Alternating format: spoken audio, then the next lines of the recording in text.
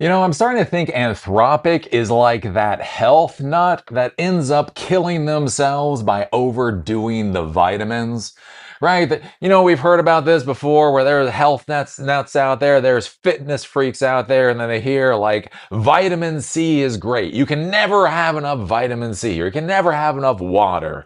And then they just consume so much of whatever it is, they end up dying. I've actually heard of that before with things like water. If you drink too much water during the day and you exercise a lot, it does bleed out all the salts and everything, and you wind up having a heart attack, right? You think you're doing good for yourself, and then you wind up dead. That's where I feel like Anthropic is going. So recently, right, Anthropic put all these guardrails up on Fable 5. So there's Mythos 5, the most dangerous AI in the world, and then there's Fable 5, which is Mythos 5 with a lot of guardrails, right? Remember recently, Hugging Face was being attacked by OpenAI, right? OpenAI was committing a felony against Hugging Face, and Hugging Face tried to use a Fable 5 in order to counter the hacking attack that they were being inundated with. They literally called the FBI while OpenAI was committing a felony against them. And the curious thing is when they tried to use Fable 5 to deal with the attack, the guardrails on Fable 5 were so strict Fable 5 was not able to help them. They ended up having to use a Chinese model in order to stop the felonious attack that OpenAI was doing against Hugging Face, right? And so that's the thing. Dario is so worried his model is going to be too dangerous that he kneecaps his model to the point that it's not actually useful in the real world. So what we're seeing right now with Anthropic is they came out with this watermarking system. So basically, because of EU laws, EU for some reason wants you to be able to tell what was created by artificial intelligence and what wasn't created by artificial intelligence. Now it's important to understand that this is true for text. Now I get this with images, right? So if you're going to have a picture, we are worried about people like faking evidence or whatever else. So watermarking a picture in some way, that makes sense. Watermarking video in some way, that makes sense. Watermarking audio in some way, that makes sense. But one of the weird things here is that they're actually going to be watermarking your text.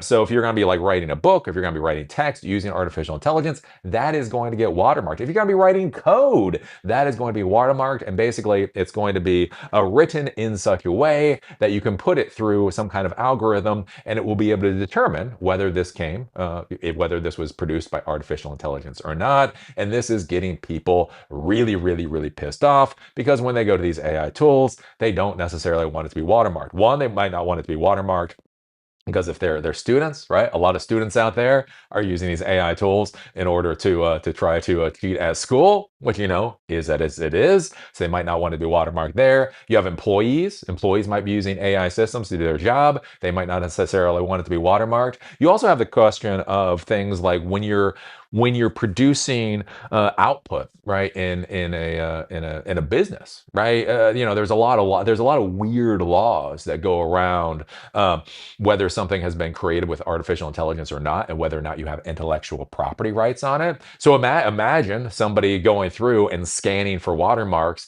to basically try to say that the proprietary product that you created should not be protected by intellectual property, right? That's a concern there. And then one of the other concerns too is for coding is that if they're adding these watermarks in, what kind of weird changes are happening to your code at scale when these watermarks are added, right? So at this point in time, artificial intelligence, quote unquote AI, artificial intelligence is not writing your code simply based off of what you request and what its knowledge is, but it's also adding these watermarks in.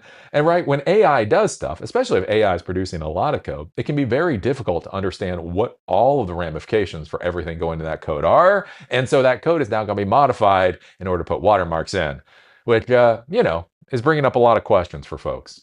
Let's see here. Anthropic published a blog post Friday seeking to answer some basic questions about how it will watermark the text generated by its chatbot Claude, such as how will the watermarking actually work, can it be hidden with editing, and how does this affect code? Claude users have been debating the move ever since the company revealed earlier this week that it would be doing this watermarking to comply with the EU AI Act's Transparency Code, which requires AI companies to use systems that make it possible to identify AI-generated content. Anthropic's new post starts with a general overview of the watermarking concept, explaining that when making, quote, low stakes choices, like choosing between the words overcast and gray to describe the weather, Claude can create a pattern in its responses that is, quote, undetectable to the reader, but is detectable to anyone who has a key that encodes it. Quote, watermarking does not impact the quality of Claude's output, the company said. To a reader, a watermarked response is indistinguishable from an unwatermarked one, except for the fact that all of the AI writing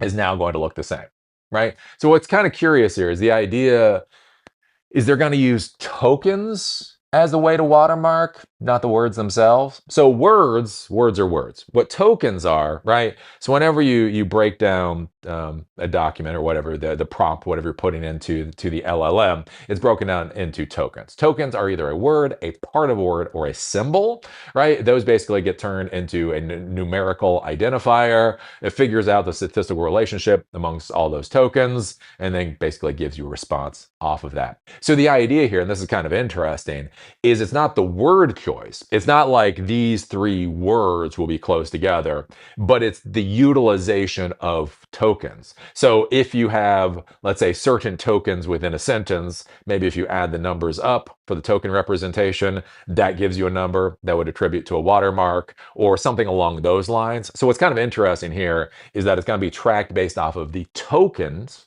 not necessarily the words themselves. What this does get into a weird thing, though, again, in the AI world, is one of the things you notice with AI text is many times, even if you don't know text has been created by AI, it has that feel, it has that taste to it. And so what's kind of curious here with this watermarking process, it looks like they're going to be hard coding that kind of taste into it, where every time you read AI, like the words will be different, but if the underlying tokens always have to calculate to something, then that's all always going to have the same feel, which I think is going to be a little bit weird. More specifically, Anthropic said it will be using SynthID text approach that the Google DeepMind team outlined in 2024, and that it plans to release a watermark detection API. It also noted that watermarking is distinct from AI detection approaches offered by companies like Pangram that look for tells in the writing, like construction. This isn't X, it's Y, to reveal AI usage. Picking up on these patterns is fundamentally different from checking for a watermark. Could someone just rewrite the text to hide the watermark? Anthropic said it's possible, but light editing probably won't remove the watermark completely, while a complete rewrite where every word is replaced will. And so think about that too. That's going to be a little bit weird, right? Imagine if you're creating a document or you're creating code. Any place you have a decent amount of text, if you essentially just copy and paste that, then that is going to be watermarked. Gonna be an interesting thing to deal with, right? So it's not simply like, oh, I created a book, and so the book is gonna get watermarked. Any place where you have a significant amount of text is gonna get watermarked. Let's see. As for whether the watermark will be detectable in text that was only proofread or edited by Claude, Anthropic, and that will depend on, quote, the length of the text and how heavily Claude has edited. If it's only been lightly edited, quote, nearly all the words will have been written by the human author, and there's very little of anything for the watermark to attach to. So this could also be an interesting thing. So a lot of people now are using AI basically to proofread their documents. So they actually write their documents, or they write most of the documents, and then basically put it into AI, to make it look better. Essentially use it for an incredibly complicated spell check or grammar check. So what's going to be interesting here is that if Claude rewrites your text to any significant degree, you're now going to have a watermark in there. So even if you wrote 2,000 word article or whatever else, you put that into Claude, depending on how much Claude actually modifies that article, there might be a watermark there. And so this might be an interesting thing, like things like quotes or any specific information. So let's say you write, let's say, 2,000 word post about something, and then let's say when you put it into Claude, you screwed up some kind of statistics, right? Whatever the statistics are, right? If Claude replaces that for you, say, oh, thank golly, you found that. Can you just change that out for me? If that's a decent amount of text, it means that text is going to get watermarked, which means if you send this through an API, your thing is now going to get flagged for using Claude, which is, going to be interesting. Code, meanwhile, should have less of a watermark than other text because the model will need to create working code and won't have the freedom to choose between a variety of equally valid options. Though, if you're dealing with things like functions, that type of thing, variable names, you could definitely try to hide stuff in that. Quote, having said that, in areas where there is an arbitrary choice between particular words or terms within the code, the watermark can be used, such as comments within the code, Anthropic said. Quote, but by definition, it will have a negligible effect on the actual code produced. This is coming from Anthropic. So Anthropic is saying, hey, don't worry. It's going to have a negligible effect on your code. Does that make you feel better? Oh, don't worry. It's just gonna be a negligible effect. It's you will barely notice the errors that your code is creating. Yay. Anthropic also said that Claude won't be the only AI chatbot to generate watermark text, as, quote, other major model developers have signed the same code of practice and will be implementing their own watermarks. So yes, this is what we are going to be getting out of the AI world. Anthropic seems to have dove into the pool first, and so we will see how all of this idiocy goes. I don't think it's gonna work very well. And the weird thing with this kind of stuff too is again, like Anthropic is trying to be the good little boy. For some reason, Dario thinks if he's a good enough little boy, Trump will stop punching him. That's not how it works. That's not how it works with Trump, right? But anyways, we saw the guardrails, right? They put the guardrails on Fable 5.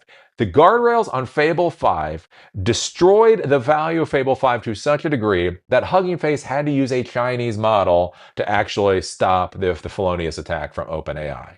I think the interesting thing is when you start seeing this is just going to push more and more people to local models, right? If the local models do not have the watermarking built in, then why are you going to use Claude? Why are you going to use Anthropic when you have to worry about this mess? I think all of this, right, is just pushing more and more people to embrace the Chinese models, which, I think is a little bit funny at the end of the day. It's just a little bit funny. Oh, over regulation, overzealous enforcement of bureaucratic crap is turning Western citizens to Chinese models. I mean, that is oh so 2026, but it is kind of funny at the same time. So what do you think about this? What do you think about Anthropic watermarking your work? All right, so if you use Anthropic, there's going to be a watermark in there. Basically, as I understand it, it's going to be token-based watermarks and not necessarily words, so you might not notice it. And what do you think about the idea, again, with the whole concept of negligible, right? As if it's writing code, it'll be a negligible difference. Do you feel comfortable about that? What do you think about reading this stuff, right? AI written text already has a flavor to it. Imagine with this watermarking in there, is that just going to harden that? So all of this stuff is just going to seem a little weird when you read it. Like it's just a little off. It's not necessarily wrong per se. It just doesn't read very well. I don't know. Put your thoughts. Put your thoughts down below. If you like these episodes, do remember they're on Spotify and on Apple Podcasts. Link is down below. If you want to follow me on LinkedIn, there's a link down there too. With that, see y'all later.